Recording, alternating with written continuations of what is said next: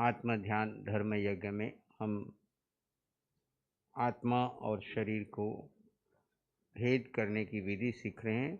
ये साधना शिविर दृष्टि बदलने का है।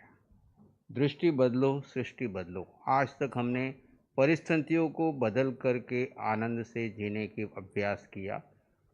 परिस्थितियों को बदल करके सुखी रहने वाला एक सामान्य संसारी अज्ञानी व्यक्ति है। और साधक कौन है?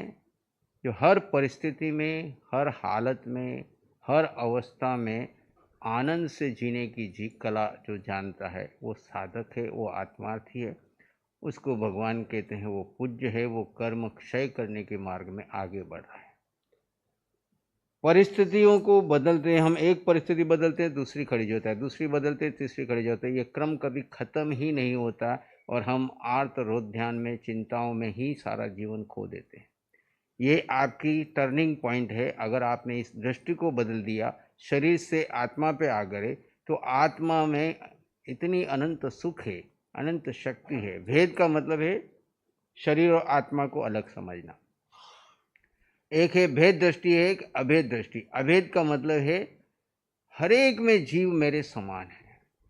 शरीर से देखता हूं तो सभी अलग अलग हैं, पुद्गलों से देखता हूं तो सभी अलग है। पुद्गल का मतलब जो सड़ता है, गलता है, बदल रहा है, वो सब पुद्गल है। जो आंखों से दिखाई दे रहे सृष्टि में सब पुद्गल है। परिवर्तनशील संसार है, इसको कोई बदल नहीं सकता, कोई रोक नहीं सकता। वो बदलता ही रहा है, बदलता ही रहेगा। किसी ज्ञानी ने, किसी तीर्थंकर ने संसार को बदलने की मेहनत नहीं की। ज्ञानियों ने क्या किया? सिर्फ अपने को बदला, है ना, अपनी दृष्टि को बदला। और उन्होंने अपनी दृष्टि को अपने जीव में ले गए और जीव में 24 घंटे आनंद से। जीव शाश्वत है, जीव सनातन है, जीव कभी बदला नहीं और जीव सब में एक समान है। दृष्टि परिवर्तन, अभेद दृष्टि से हम सब जीव समान है। कोई छोटा नहीं, कोई बड़ा नहीं, कोई ऊंचा नहीं, कोई नीचा नहीं, कोई अच्छा नहीं, कोई बुरा नहीं, किसी से राग नहीं, किसी से द्वेष नहीं, क्योंकि जीव सब समान है। ये है दृष्टि परिवर्तन। आत्मदृष्टि से देखते हैं तो हम सब समान हैं।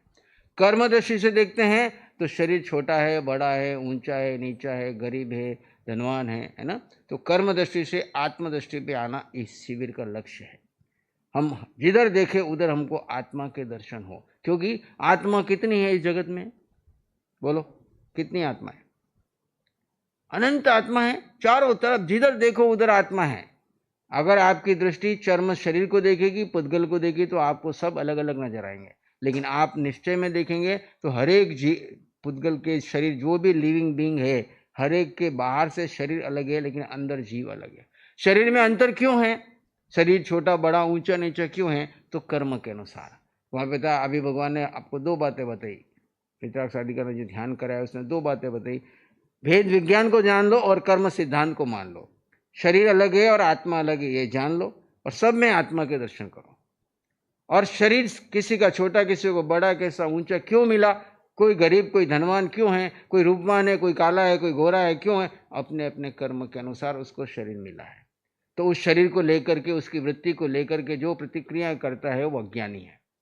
हर एक जीव की अपनी अपनी कर्म के अनुसार प्रतिक्रिया वृत्तियां हैं। उन वृत्तियों को हम गौण करते हैं, हम उसके अंदर आत्मा के दर्शन करते हैं। तो आपको कोई तकलीफ है? आपके घर में 4 आदमी हो, 40 आदमी हो, पूरी दुनिया में लाखों करोड़ों अरबों जीव हैं, सब अपनी अपनी वृत्तियों से जी रहे हैं, पर हम तो उनमें आत्मा के दर्शन करते हैं। तो हम आनंद से जीते हैं, शांति से जीते हैं, कोई प्रतिक्रिया होती नहीं, कोई हमें दुख होने का कारण ही नहीं। और परिस्थिति कैसी भी आए तो समझ लेना कि ये मेरा ही किया हुआ कर्म है, इसका मूल कारण कर्म है। मैं कर्म सिद्धांत को स्वीकार करता हूँ और वर्तमान में आनंद में रहता हूँ, स्वभाव में रहता हूँ, तो मुझे नया कर्म का बंधन नहीं होगा। और पुराना जो मैंने कर्म बांध दिया है, पहले जैसा बीज बोया है वैसा फल भोगना पड़ेगा। तो वो आया है तो उसको मैं स्वीकार करके उसको क्षय कर देता हूँ, स्वीकार करता हूँ, क्षय हो जाता है। जैसे ही आप स्वीकार करते हो वो कर्म क्षय हो जाता है। अगर आप परिस्थितियों के बदल करके सुखी होने के चक्रव्यूह में पड़ जाते हैं तो जीवन पर्यंत संघर्ष करते रहते हैं और सुख आपसे दूर जाता है। आपके हाथ में कुछ नहीं आता है। आपके हाथ में तनाव, टेंशन, चिंता है, डिप्रेशन। क्यों आज के युग में ये डिप्रेशन और टेंशन की बीमारियां शुरू हो गई है? उसका एकमात्र कारण है कि हम जहाँ सुख नहीं है वहाँ सुख ढूंढ रहे हैं, यानी पुद्गल में सुख ढूंढ रहे हैं, शरीर में ढूंढ रहे हैं, मन के लिए साधन जुटा रहे हैं। आज दुनिया में सरकार से लेकर के सब लोगों ने मनोरंजन के कितने साधन दे दिए आज के विज्ञान ने, लेकिन फिर भी क्या सुखी हुए? पूरी दुनिया आपकी मुट्ठी में है, फिर भी क्या आपको सुख मिल रहा है? लेकिन आप अगर आत्मा को जान लेंगे तो आप 24 घंटे आनंद में रहते हैं और यहाँ पर बैठे बैठे पूरी दुनिया के हर जीव के बारे में आप जान सकते हैं। जान सकते नहीं जान सकते? बोलो। हर जीव कैसा है? आपके समान है। हर जीव क्या चाहता है? आनंद चाहता है, शांति चाहता है, सुख चाहता है। क्या आप वस्तु देकर के उसे सुखी कर सकते हो? अगर आपने बच्चों को कितना ही धन संपत्ति वैभव दे दिया, आप सुख नहीं कर रहे हो। लेकिन उनको ये दृष्टि दे दी, उनको ये विद्या सिखा दी, जो भारत की मूलभूत विद्या है कि हम आत्मा थे, आत्मा है। आप भारत का कोई भी दर्शन उठा के ले लो, सब आत्मा को मानते हैं। चाहे वो सनातन में गीता है, चाहे किसी और विषय है, चाहे अन्य धर्म वाले हैं, सब में आत्मा केंद्रभूत है। और आत्मा कैसी है? निराकार है। आत्मा का कोई रंग नहीं, रूप नहीं, वर्ण नहीं, गंध नहीं। आत्मज्ञान हो गया तो अभी इसी समय आप सुखी हो। आपको सुखी होने के लिए इंतजार करने की जरूरत नहीं है, क्योंकि आपकी दृष्टि आत्मा पे। अपने आप पहले अपनी आत्मा को देखो। जो अपनी आत्मा और शरीर को भेद करता है वही दुनिया की सब जीवों में भेद कर सकता है, कि सबकी आत्मा अलग है और सब में जीव है। ये भेद विज्ञान की साधना हमारे जीवन की आधार है। इसी के ऊपर हम 24 घंटे आनंद से, शांति से, सुख से जीते हुए ज्ञानी बनकर के जीते। ज्ञानी और अज्ञानी में क्या अंतर है? बोलो। ज्ञानी और अज्ञानी में क्या अंतर है? कौन बताएगा? ज्ञानी सब में आत्मा को देखता है। ज्ञानी और अज्ञानी में इतना ही अंतर है, अज्ञानी मन को में सुख ढूंढ रहा है, बुद्धि में सुख ढूंढ रहा है, इंद्रियों को सुख ढूंढ रहा है, विषयों में सुख ढूंढ रहा है, वस्तुओं में सुख ढूंढ रहा है, पुद्गलों में सुख ढूंढ रहा है, और उसके लिए 24 घंटे साधन जुटा रहा है। उसको ऐसा लगता है कि ये सब मेरे पास हो जाएंगे तो मैं सुखी हो जाऊंगा। जो ये सब कर रहे हैं वो सब अज्ञानी है। अब ऐसे कितने लोग हैं? कितने लोग हैं दुनिया में जो वस्तुओं को इकट्ठे करके वस्तुओं में सुख ढूंढ रहे हैं, व्यक्ति को अपने अनुकूल बना के सुख ढूंढ रहे हैं। स्थान में या मेरी पास कम है तो मैं ज़्यादा इकट्ठा कर लूँ, स्थान मुझे सुख देगा, व्यक्ति मुझे सुख देगा और वस्तु मुझे सुख देगी, मन बुद्धि इंद्रियां मुझे सुख देगी। ऐसी जिनकी धारणा है, ऐसी जिनकी सोच है, केवल ज्ञानी की दृष्टि में वो सब अज्ञानी है। और वो सारों 24 घंटे कर्म बंधन कर रहे हैं, आर्त रोध ध्यान कर रहे हैं, और उनकी दृष्टि में वो कर्म का भार बढ़ा रहे हैं और अपनी सिद्ध शिला से अपनी आत्मा की यात्रा वितराग यात्रा न बना के संसार यात्रा बना रहे हैं। 4 गति 84 में। अब इसको बदलना कैसे है? जो वस्तु और व्यक्ति और स्थान तो आपके कर्म अनुसार आपको मिलेंगे, जैसे मिले हैं। जैसे जिसको जो पत्नी मिली है उसको चेंज कर सकते क्या आप? लेकिन उसके साथ चाहे तो ओके रहो और वो जैसी है वैसे स्वीकार करके 24 घंटे आनंद में रहो, और चाहो तो सारी जिंदगी उसके साथ संघर्ष करके उसको बदलने में लगे रहो। और वो जब तक नहीं बदलेगी तब तक मेरे घर में सुख नहीं आएगा। वो मेरा पति जब तक नहीं बदलेगा तब तक मेरे जीवन में शांति नहीं आएगी। मेरे बच्चे जब तक मेरी आज्ञा में नहीं रहेंगे तब तक मैं चाहूँ वैसा नहीं कर पाऊंगा। ऐसा करते करते संघर्ष से, टेंशन से, डिप्रेशन से भर के आज ब्लड प्रेशर, डिप्रेशन, डायबिटीज, इतनी लंबी बीमारियां क्यों आ गई है? सब इस स्ट्रेस के कारण आ रही है। इन सब बीमारियों का इलाज ये आत्म ध्यान है, आत्मज्ञान है। जड़ और जीव का भेद करो। हर समय हर स्थिति में अपने भीतर जाओ, और भीतर में कितना आनंद है? बोलो संजय जी, कितना आनंद है? अनंत सुख हमारे पास भरा है जिसकी कोई लिमिट नहीं है। सिर्फ खाली आपकी दृष्टि अंतर्मुखी हो। ऐसे जरूरी नहीं कि ध्यान में ही आनंद मिलेगा।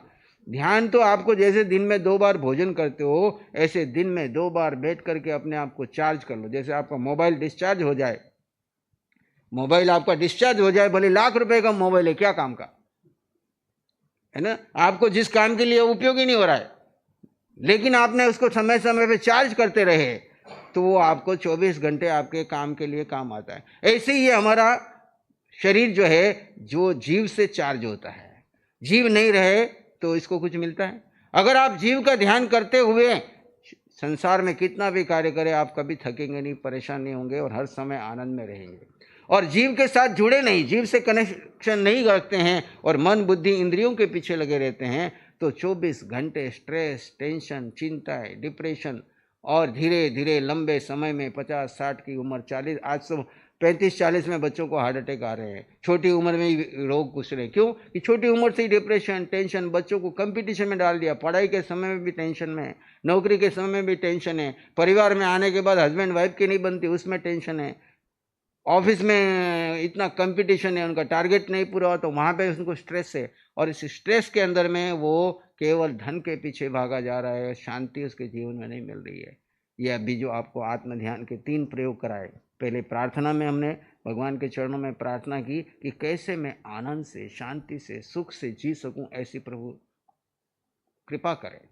अरिहंत और सिद्ध से प्रार्थना की। आचार्य भगवंत हमारे मध्य में जो एक जीवंत रूप में बैठे हुए हैं, शिवाचार्य भगवंत, जिन्होंने अपने जीवन के 40 से 50 वर्ष लगा करके एकमात्र खोज की कि भगवान महावीर की ओरिजिनल साधना क्या है, जिसके द्वारा उनके कानों में कीले ठोके गए पर उनके मुख से उफ नहीं लिखी, गजसु कुमार के सिर के ऊपर अंगीठी रखी गई पर उन्होंने एक समय के लिए भी शिकायत नहीं की, निमित्त को निर्दोष बना करके 24 घंटे आनंद से रहे। वो भगवान महावीर की साधना क्या थी, उसी की खोज के लिए इन्होंने घर से बाहर निकले, संयम लिया, दीक्षा ली। सब इन क्रिया कांडों के बीच में भी एक ही मात्र प्यास थी, मैं जीव की साधना, भगवान महावीर की साधना को खोजूं। और जिसको प्यास होती है उसको निश्चित पानी मिलता है, भले रेगिस्तान में क्यों ना हो। और इनकी प्यास थी, इन्होंने महावीर क्षेत्र से भगवान महावीर की जो ओरिजिनल साधना, जो सिमंदर स्वामी आदि तीर्थंकर सभी केवलियों जो साधना करते हैं, उस साधना को इस धरा पर लेकर के आए और उसका प्रयोग कर रहे हैं, खुद कर रहे हैं। और आपके निमित्त से, पितराक्षाधिकार जी के निमित्त से हजारों लाखों लोग देश विदेश में आत्म ध्यान धर्म यज्ञ में लाभ लेकर के, ये तो आपको खाली टेलर दिखाया, साल में एक बार 2 अक्टूबर के दिन 3 घंटे का टेलर ये आम सबके लिए होता है। और पर्युषण में 8 दिन नए पुराने साधकों के लिए 8 दिन शुक्ल ध्यान के प्रयोग कराए जाते हैं, जिसमें नए पुराने सभी साधक आत्मा में छिपे परमात्मा को कैसे प्राप्त करना है उसकी विधि सीखते हैं। और फिर जिसकी रुचि जागृत हो जाती है उनके लिए हमारे यहाँ पर नासिक में श्री सरस्वती विद्या केंद्र, जो शिवाचार्य आत्मध्यान फाउंडेशन के तत्वाधान में चलता है, वहाँ रेगुलर 1 दिन, 4 दिन, 10 दिन के हर महा यज्ञ, धर्म यज्ञ लगते हैं, जिसमें हर एक व्यक्ति, जहाँ पे कोई जाति धर्म संप्रदाय का कोई विषय नहीं है, कोई भी व्यक्ति जो आत्मा को मानता है, आत्मा में सुख ढूंढना चाहता है, 24 घंटे आनंद से जीना चाहता है, निःशुल्क शिविर चलते हैं, कोई शुल्क नहीं है। केवल आपको अपना कमिटमेंट, आपको समय देना है, डिसिप्लिन में रहना है, मौन में रहना है, आप वहाँ पे रहे। ऐसे ही उत्तर भारत में जो लोग रह रहे हैं उनके लिए, जम्मू से लेकर के दिल्ली तक के लोगों के लिए, उत्तर भारत में पंजाब में आदिश्वर धाम कुपकला में बहुत बड़ा सेंटर वहाँ पे बना हुआ है, जो वहाँ पर हमारे साधु साध्वी भी ठहरे हैं। वहाँ पे भी समय समय पर 4 दिन के, 7 दिन के, 10 दिन के, 1 दिन के धर्म यज्ञ लगते हैं। इसके अलावा साल में 3-4 बार ऑनलाइन लगते हैं, जो सेंटर्स, जहाँ पे सेंटर बनते हैं वहाँ पर उदयपुर में आदि अनेक क्षेत्रों में लगातार, दिल्ली में समय समय पर शिविर केंद्र लगते हैं, इंटरनेशनल लेवल पर फॉरेन में भी शिविर लगते हैं। तो जो जहाँ पर भी है अपना एक ग्रुप बनाएं और ग्रुप के द्वारा हमसे संपर्क करें, तो हमारे यहाँ से आपको ये आत्म ध्यान प्रयोग के प्रशिक्षक भेजे जा सकते हैं, आपको प्रयोग करवाए जा सकते हैं। जैनाचार्य यूट्यूब के ऊपर पे बहुत सारे ध्यान वहाँ पे हैं, जिसमें आप कोहम सोहम सीरीज शुक्ल ध्यान के प्रयोग कर सकते हैं। और साथ में पारस चैनल पर रेगुलर आचार्य भगवान के शाम को प्रवचन 8:20 से आते हैं, और इसके साथ साथ में आज भी पारस चैनल के ऊपर लाइव प्रोग्राम हो रहा है। तो आप इस सब के माध्यम से जुड़ करके इस आत्मा में छिपे परमात्मा तत्व को प्रकट कर सकेंगे, अपने जीवन को सफल बनाएंगे। हम आलोचना का प्रयोग करें उससे पहले 5 मिनट, जो मैंने पहले कहा था कि हम थोड़े से प्राणायाम सीखेंगे। प्राणायाम का फायदा क्या है? प्राण धन आयाम। गीता में पूछा गया कि मन को कैसे वश में करें, तो वहाँ पे बताया कि प्राण से आप वश कर सकते हो। तो जब प्राणायाम के छोटे छोटे आप प्रयोग करते हो तो आपका जो तीव्र गति से चलता हुआ मन आपका क्या होता है, विश्राम में आ जाता है और मन के पार चले गए। तो जैसे अभी आपको श्वास और सोहम बताया, उसी प्रकार आप छोटे छोटे प्राणायाम करने के बाद ध्यान में बैठेंगे तो तुरंत आप मन के पार चले जा सकते हैं। तो प्राणायाम के लिए कोई भी आसन ले लीजिए।